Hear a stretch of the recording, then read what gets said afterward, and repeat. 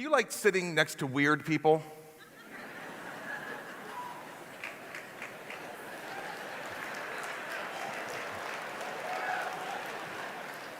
I don't like sitting next to weird people. I think that's true for most of us. I mean, be honest, how many of you wish you could change seats right now? Yeah.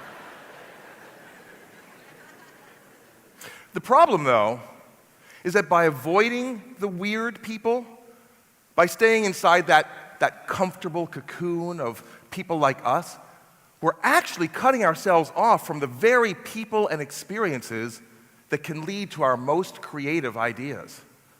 And we need those ideas now more than ever. A few years ago, I was flying home to Seattle from New York. I had an aisle seat, and in the middle seat was nobody. I know, right?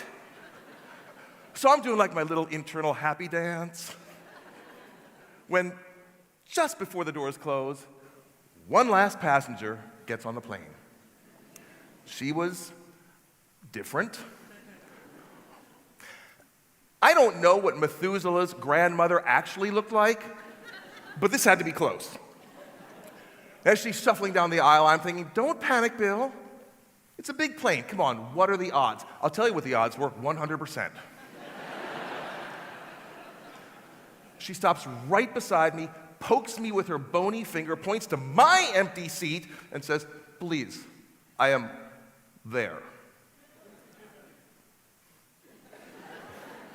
Sad dance. So I did what most of you might have done. I retreated into my cocoon. I put on my headphones and I escaped into my music. Music has always been my escape, whether I'm playing drums at a blues club or Chopin on my piano at home. And so for the next 5 hours, I retreat. Beatles, Beethoven, Miles Davis.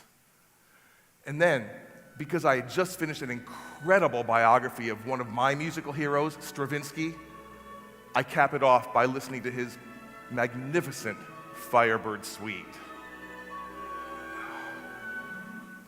As we descend into Seattle, middle seat pokes me again. Apparently it's time for the obligatory final descent conversation. You know that one? Is home for you? I'm sorry, what? Is home for you? Is home. Oh, Seattle, yes. How about you? No, I have long way to go. I go to Russia. That is a long way. Da. I have not been there since I was young woman. I was teacher. What did you teach? Music.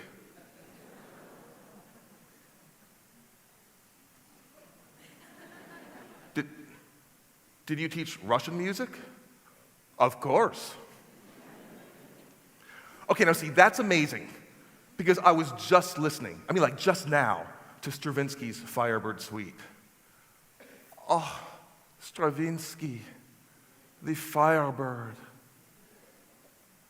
I was with him when he wrote it.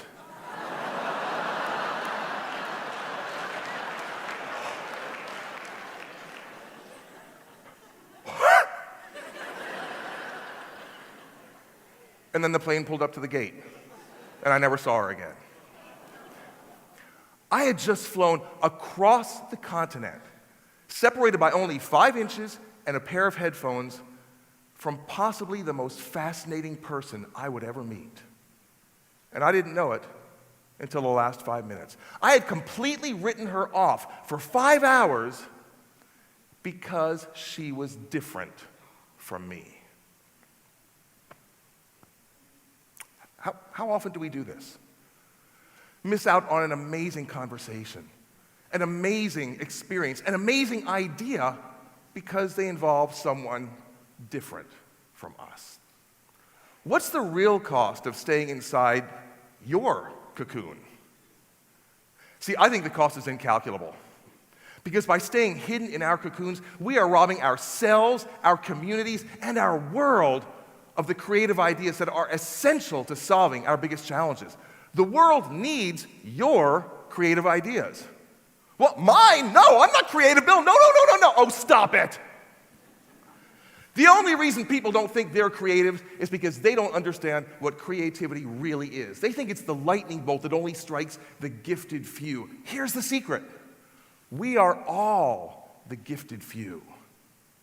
For 15 years in Seattle, Washington, I was the executive producer of a comedy TV show called Almost Live. For 15 years, the fan club's here, both of them.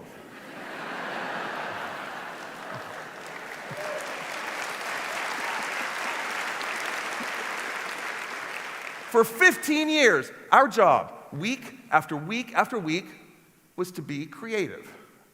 And over those 15 years, I discovered what creativity really is. But first, I have to teach you how to write a joke. Let's take a classic old joke. A horse walks into a bar. The bartender says, "Why the long face?" Okay, now see, that was funny. Back in the days of vaudeville. Trust me, if this were 1920, you'd be rolling in the aisles. But what does this joke, and virtually any other joke you can think of, actually do? Well, it takes several elements that are different, that don't normally go together. Horses, bars, sadness. Well, bars and sadness, yeah. And finds a surprising connection, the long face. That's what creativity is. It's taking two or more things that are different and finding the surprising connection. In comedy, it's called the punchline. In creativity, it's called the iPhone. And the internet. And the Reese's Peanut Butter Cup. But creativity, in short, is all about connecting dots. And these dots can be anything. Ideas, experiences. An elderly woman in the middle seat. And the more ideas you encounter, the more experiences you have, the more people you interact with, the more connections you can make. This is a sheet of Avery dots. There are a lot of dots here, which means a lot of connections. That's good. Imagine, though, if all you had were 2 dots. Not a lot of connections going on here. Some people's brains are like this, aren't they? Yeah. How many of you know someone like this? How many of you are related to someone like this? Yeah, these are not the people who are curing cancer. I mean, it just stands to reason, doesn't it, that the more dots you have, the more connections you can make, which means the odds of one of those connections being that breakthrough idea for you, your office, your business, or your world increase dramatically. But what do you notice about these dots? They're all alike, aren't they? They're all 3/4 inch navy blue. Now, if all of your dots are 3/4 inch navy blue, then most of your ideas are going to be 3/4 inch navy blue ideas. Kind of predictable. But what if your dot collection looked more like this? Yeah. Well, you start connecting these dots, and there's no telling what color your connections, your creative ideas might be. A blue dot and a yellow dot make a green idea. And what if these dots were also different sizes? And different shapes. What if your dots, the ideas, the experiences, the people in your life were different sizes, different colors, different shapes, different beliefs? Can you see the difference that would make in the quantity and the quality of your ideas? I told you I used to produce a TV show in Seattle. On January 10th, 1987, we were pumped because we'd gotten a genuine big name to be our guest. Our guest that night was this guy. Johnny Depp! Okay, in fairness, he did not look like this then. Did any of you, like in your teens and 20s, go through that awkward stage? Yeah, well, Johnny was going through his awkward stage too. I know! I mean, you guys in the audience, can you imagine having to go through your teens and 20s looking like that? Well, Johnny was shooting a TV series here in Vancouver at the time called 21 Jump Street, and we got him! Happy dance! Until The morning of the show, I get a phone call. Bill, it's Johnny Depp.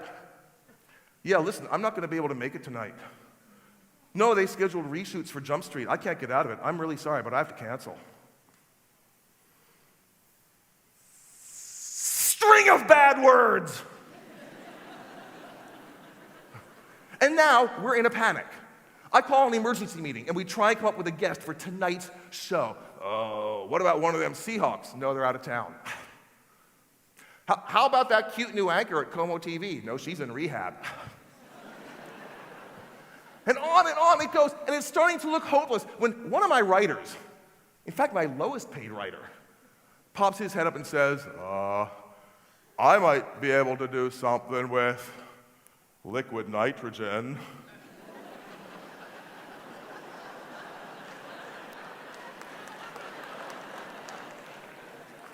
Clearly, he did not understand the situation. I mean, we're looking for a guest for the show, and he's babbling on about liquid nitrogen. By the way, this was my lowest paid writer.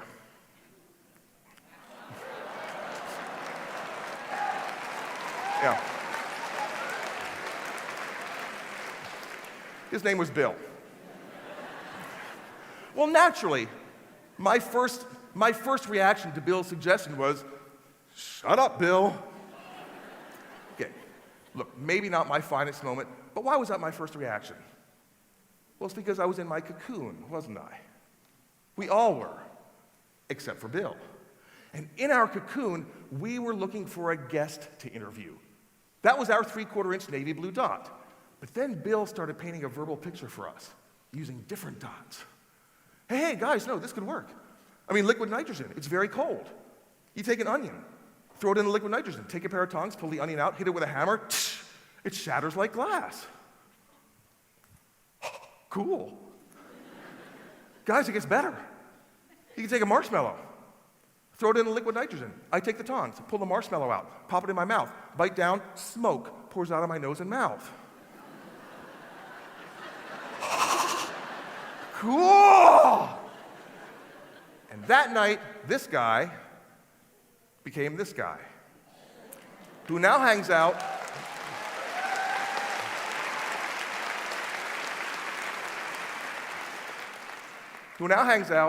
with these guys. Why? Because he was different than us. We were all writers and producers. Bill Nye was and is a science guy. He saw the world differently than we did. He was the different colored dot. And we all benefited from our collaboration with that different dot. The show benefited, Bill Nye benefited, and an entire generation that was introduced to the world of science and possibility benefited. When Bill Nye the Science Guy got his own TV show, he taped a list of objectives to the studio wall. Do you know what objective number 1 was? Change the world. The power to connect dots creatively is the power to change the world. In 1440, Johannes Gutenberg connected a wine processor with movable type and created the printing press. He changed the world. In 1962, a collaborative team of 4 young men from Liverpool, England, connected blues, Motown, skiffle, and pop, and created the Beatles. They changed the world. In 2016, Burger King connected a Whopper with a burrito and created the Whopperito. The jury is still out. But my point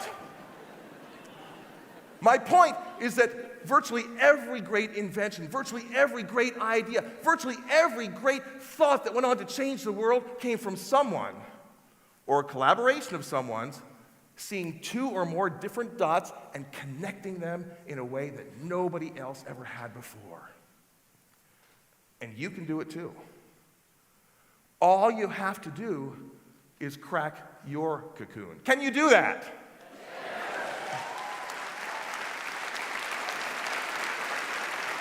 Will you do that? It just requires you to be 2 things. First, you have to be a dot collector. Remember, the more dots you have, ideas, experiences, people, and the more different they are, the more creative your connections will be. See, that's the real beauty of an event like this, because you're going to see a dozen or so brilliant talks, plus this one, that have nothing whatsoever to do with each other, except they do. They'll now be a part of your collection, which means that tomorrow, or a year from tomorrow, you'll suddenly think, wait a minute, this reminds me of that TED thing. And that's the real lightning bolt. That's how it happens. But you've got to collect the dots first. And the second thing you have to be is a dot connector. You have to teach yourself to ask the question, how is this like that? Because that's creativity. Creativity is the spark that ignites when two or more different ideas collide. So how will you crack your cocoon? How will you collect and connect your dots? Well, here's the thought. Instead of looking at other people as different, look at them as additional pieces to a puzzle. Your puzzle. You're just one piece. You need the others to complete the picture. And you can start today. You can. Look, have a conversation with someone you don't know.